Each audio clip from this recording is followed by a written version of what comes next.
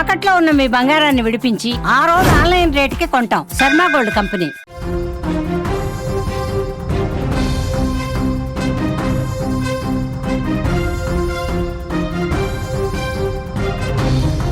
Breaking news చూస్తున్నాం. ఒడిషా కేసులో కీలక విషయాలు బయటపడినట్లుగా తెలుస్తున్నాయి.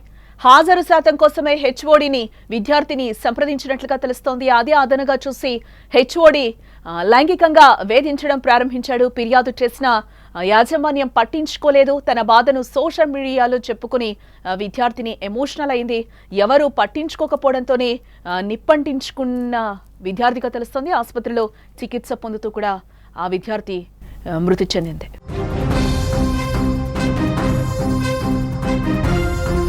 ఒడిశాలోని కాలేజీలోని నిప్పంటించుకున్న విద్యార్థిని కేసులో కీలక విషయాలు బయటపడుతున్నాయి. బాలాసోర్లోని ఫకీర్ మోహన్ కళాశాలలో బీఈడీ చదువుతున్న సౌమ్యశ్రీ తన హాజరు శాతం తక్కువగా ఉందని హెచ్ఓడి సమీర్ కుమార్ సాహును సహాయం కోరింది. అదే అదనుగా చూసి సౌమ్యశ్రీని లైంగికంగా వేధించిన సమీర్ కుమార్ సాహు సౌమ్యశ్రీ దీనికి నిరాకరించిన పదే పదే వేధించి ఆమె మార్కులను తగ్గిస్తారని బెదిరించాడు. హెచ్ఓడి సాహుపై కాలేజ్ యాజమాన్యానికి ఫిర్యాదు చేసినప్పటికీ కూడా కాలేజ్ యాజమాన్యం హెచ్ఓడినే సమర్థించినట్లుగా తను చెప్తోంది. అలాగే హెచ్ఓడి ఫిర్యాదును వెనక్కి తీసుకోవాలని లేదంటే కాలేజీ నుండి బహిష్కరిస్తామని కూడా కాలేజ్ ప్రిన్సిపల్ హెచ్చరించినట్లుగా తెలుస్తోంది.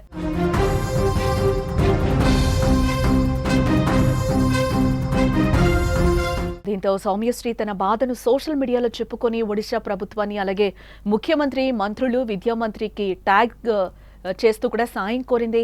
సోషల్ మీడియా నుంచి కూడా ఎవరూ స్పందించకపోవడంతో ప్రిన్సిపల్ ఆఫీస్ బయట నిరసన తెలుపుతూ తను పెట్రోల్ పోసుకుని నిప్పంటించుకుంది.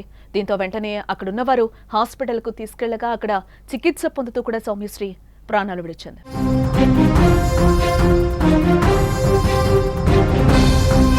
సౌమ్యశ్రీ చనిపోయిన తర్వాత నష్ట నియంత్రణ చర్యలకు దిగిన ఉన్నతాధికారులు హెచ్ఓడి సమీర్ కుమార్ సాహును అరెస్టు చేయడంతో పాటు ప్రిన్సిపల్ దిలీప్ ఘోష్ను కూడా సస్పెండ్ చేసి విచారణకు ఆదేశించడం జరిగింది. ఇటు మరోవైపు విద్యార్థిని కుటుంబానికి 20 లక్షల నష్టపరిహారం చెల్లిస్తామని, బాధ్యులను కఠినంగా శిక్షిస్తామని ఒడిశా ముఖ్యమంత్రి హామీ ఇచ్చారు.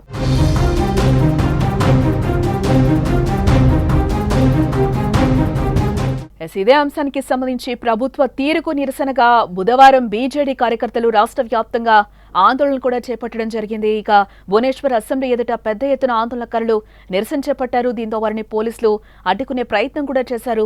అసెంబ్లీలోకి వెళ్లేందుకు ప్రయత్నించగా టియర్ గ్యాస్, వాటర్ ఫిరంగి ప్రయోగించారు. దీంతో పలువురు గాయపడినట్లుగా సమాచారం అయితే అందుతోంది. ఇక ప్రభుత్వానికి వ్యతిరేకంగా నినాదాలు చేశారు. ఇక నిరసనలను జాతీయ రహదారిపై చేపట్టడంతో బాలాసోర్ దగ్గర కోల్కతా చెన్నై జాతీయ రహదారిపై భారీగా ట్రక్కులు, ఇతర వాహనాలు నిలిచిపోయినట్లుగా అయితే మనకి సమాచారం అందుతోంది. దీంతో వాహనదారులు, ప్రయాణికులు అక్కడ తీవ్ర ఇబ్బందులు పడుతున్నట్లుగా సమాచారం.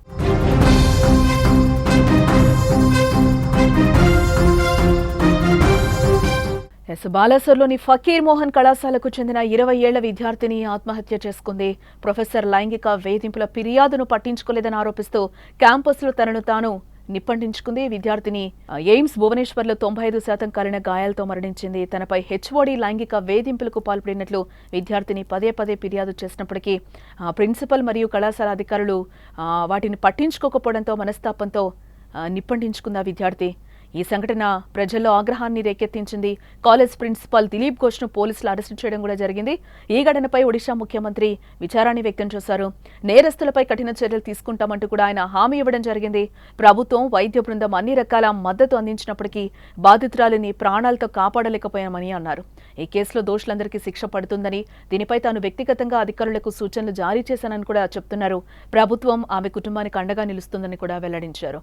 అయితే ప్రతిపక్షాలు మాత్రం విద్యాశాఖ మంత్రి, ముఖ్యమంత్రి రాజీనామా చేయాలన్నట్టు కూడా డిమాండ్ చేస్తున్నాయి.